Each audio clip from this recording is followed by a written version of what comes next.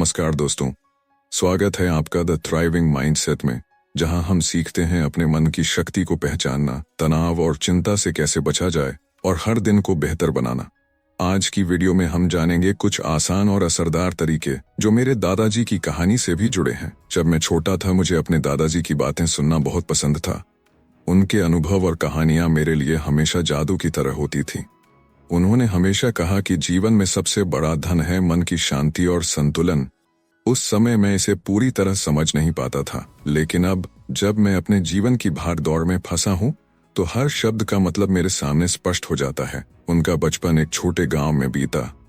जीवन साधारण था, लेकिन कभी कभी दिन भर के काम और जिम्मेदारियों का बोझ इतना बढ़ जाता कि मन बेचैन हो जाता। दादाजी कहते थे कि तनाव और चिंता केवल बड़े शहरों के लोगों का मसला नहीं है, यह हर किसी के जीवन का हिस्सा हो सकता है। एक साल गांव में बारिश समय पर नहीं हुई और फसल बर्बाद हो गई। उस समय उन्होंने महसूस किया कि लगातार भविष्य की चिंता करने से कोई फायदा नहीं होगा। इसके बजाय उन्होंने अपने परिवार और मित्रों के साथ मिलकर समस्या का सामना किया। उन्होंने कहा, बेटा, चिंता करने से हल नहीं मिलेगा, समाधान सिर्फ सोच और कार्य से आता है। दादाजी ने यह भी सिखाया कि तनाव का सबसे बड़ा कारण होता है हमारा अपने मन को नियंत्रित न कर पाना। जब हम हर छोटी छोटी बात पर प्रतिक्रिया देते हैं, हर मुश्किल परिस्थिति को व्यक्तिगत रूप से लेते हैं, तब मानसिक दबाव बढ़ता है।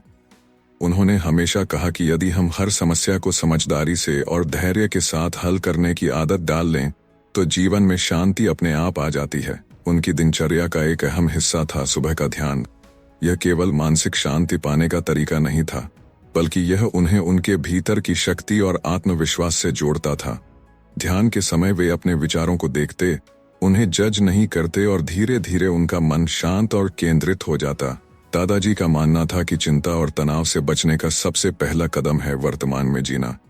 अतीत की गलतियों या भविष्य की अनिश्चितताओं में उलझकर हम अक्सर अपने वर्तमान की खुशियों को खो देते हैं। उनके अनुभव ने यह भी सिखाया कि समस्या का समाधान केवल बाहर नहीं, बल्कि हमारे अंदर की सोच और दृष्टिकोण में भी छुपा होता है। वे यह भी कहते थे कि तनाव और चिंता केवल मानसिक ही नहीं, बल्कि शारीरिक स्वास्थ्य पर भी असर डालते हैं।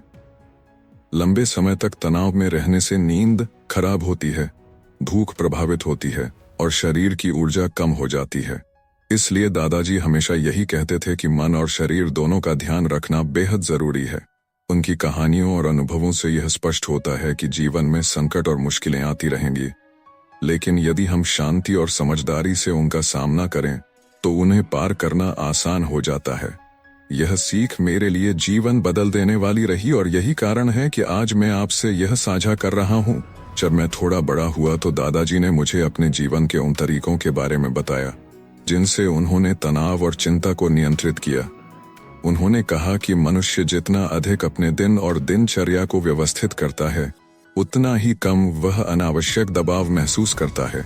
यह कोई आसान बात नहीं थी, बल्कि उनका अनुभव और जीवन की गहरी समझ थी। दादाजी का मानना था कि सुबह उठते ही मन को केंद्रित करना बहुत जरूरी है।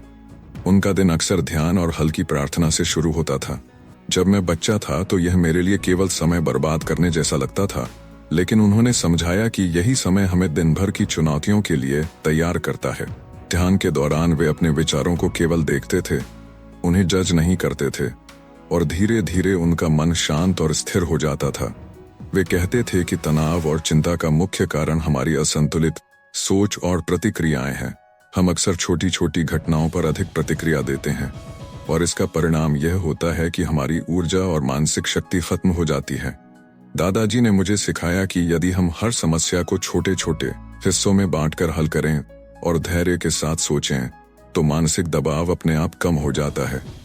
उनकी कहानियों में यह भी शामिल था कि शारीरिक गतिविधि तनाव को कम करने का एक असरदार तरीका है। वे हमेशा हल्की फुल्की एक्सरसाइज करते थे और कभी कभी सिर्फ पैदल चलने का अभ्यास। उनका मानना था कि स्वस्थ शरीर में ही स्वस्थ मन का वास होता है। धीरे धीरे मुझे यह समझ में आया कि तनाव सिर्फ दिमाग की समस्या नहीं, बल्कि यह हमारे पूरे शरीर को प्रभावित करता है।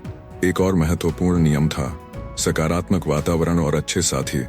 दादाजी हमेशा कहते थे कि अपने आसपास ऐसे लोग रखें जो आपको प्रेरित करें, डर या नकारात्मकता फैलाएं नहीं। जब हम नकारात्मक सोच वाले लोगों के साथ समय बिताते हैं, तो हमारा मन भी उसी तरह प्रभावित होता है। उन्होंने मुझे यह सिखाया कि समय और ऊर्जा दोनों की बचत तब होती है जब हम सोच समझकर अपने संबंधों का चुनाव करें। वे यह भी बताते थे कि मनोरंजन और कला तनाव कम करने में मदद करती है। शाम को गांव में अक्सर कहानियां सुनाना, संगीत सुनना या प्रकृति में समय बिताना उनके दिनचर्या का हिस्सा था। ऐसा करने से मन हल्का होता था और जीवन की चुनौतियों को सामना करना आसान लगता था। दादाजी ने हमेशा मुझे यह बताया कि सकारात्मक दृष्टिकोण हर मुश्किल को आसान बना देता है। जब हम जीवन की घटनाओं को सीखने के अवसर के रूप में देखें तो हमारी चिंता अपने आप कम हो जाती है। उन्होंने कहा, बेटा, जीवन में हर घटना हमें कुछ सिखाती है। अगर तुम हर परिस्थिति को चुनौती के रूप में देखो और समाधान ढूंढो तो डर और चिंता कम हो जाएगी। आज जब मैं उनके अनुभव सोचता हूँ तो समझ आता है कि मानसिक संतुलन और चिंता से निपटने के तरीके कभी भी जटिल नहीं होते। यह केवल सकारात्मक आदतों, सोचने की प्रक्रिया और अपने दिन का संतुलन बनाने की बात है। जब मैं किशोरावस्था में पहुंचा तब मुझे दादाजी ने यह समझाया कि केवल दिनचर्या और शारीरिक गतिविधियां पर्याप्त नहीं है। उन्होंने कहा कि मन की स्थिरता और भावनात्मक संतुलन तनाव और चिंता से निपटने के लिए सबसे महत्वपूर्ण है। उनका मानना था कि यदि हम अपने विचारों और भावनाओं को समझना सीख जाएं, तो मुश्किलें और तनाव अपने आप कम हो जाते हैं। वे हमेशा कहते थे कि हमारे भीतर दो आवाजें होती हैं, एक जो डर और चिंता पैदा करती है और दूसरी जो हमें प्रोत्साहित करती है। उनका कहना था, बेटा, जब डर और चिंता की आवाज तेज हो तो उसे दबाने की कोशिश मत करो, बल्कि उसकी वजह समझो। यही समझदारी तुम्हें मन की शांति देगी। उन्होंने मुझे सिखाया कि भावनाओं को स्वीकार करना और उन्हें नियंत्रित करना सीखना सबसे बड़ी ताकत है। एक दिन मुझे याद है, गांव में हमारे घर के पास एक बड़ी आग लगी। लोग घबरा रहे थे और कई लोग सिर्फ भय और चिंता में फंसे थे। दादाजी ने मुझे पास बुलाया और कहा, बेटा, देखो, अगर हम भय में फंसेंगे तो कोई काम नहीं होगा। शांत और समझदारी से सोचो कि क्या करना है। उन्होंने तुरंत कार्य योजना बनाई, लोगों को सुरक्षित जगह पर ले गए और आग को बुझाने में मदद की। उस घटना ने मुझे यह दिखाया कि भावनात्मक स्थिरता से ही हम कठिन परिस्थितियों में भी सही निर्णय ले सकते हैं। वे रोज कहते थे कि मानसिक शांति पाने के लिए सकारात्मक सोच का अभ्यास जरूरी है। सुबह उठकर वे सिर्फ समस्याओं की ओर नहीं देखते थे, बल्कि उन चीजों पर ध्यान देते थे जिनके लिए वे आभारी हैं।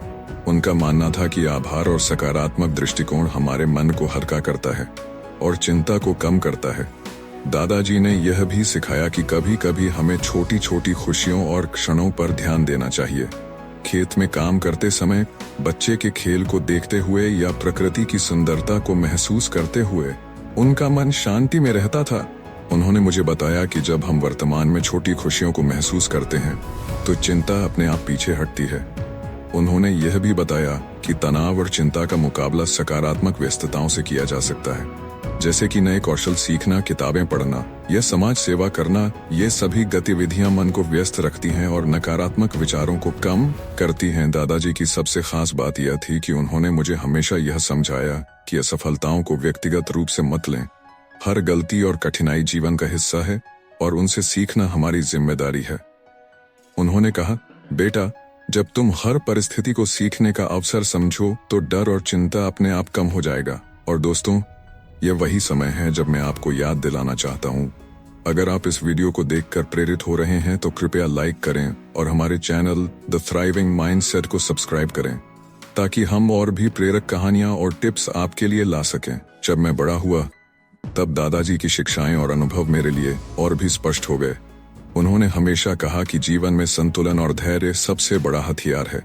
चाहे कितनी भी कठिनाई आए, यदि हम अपने मन को शांत और स्थिर रख सकते हैं तो हर समस्या हल हो सकती है। एक घटना मुझे आज भी याद है। गांव में एक बार बाढ़ आई थी। लोग घबरा रहे थे और कई परिवार अपने घर छोड़ने को मजबूर थे। दादाजी ने पूरे गांव को एकत्र किया और कहा, हमें भय में फंसने की जरूरत नहीं है।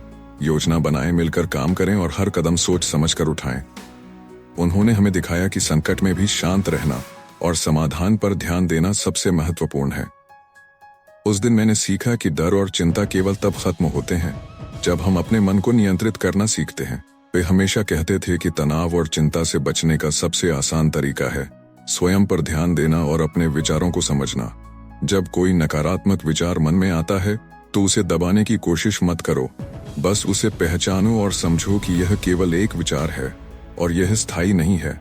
धीरे धीरे अभ्यास से हमारा मन नकारात्मकता से मुक्त हो जाता है।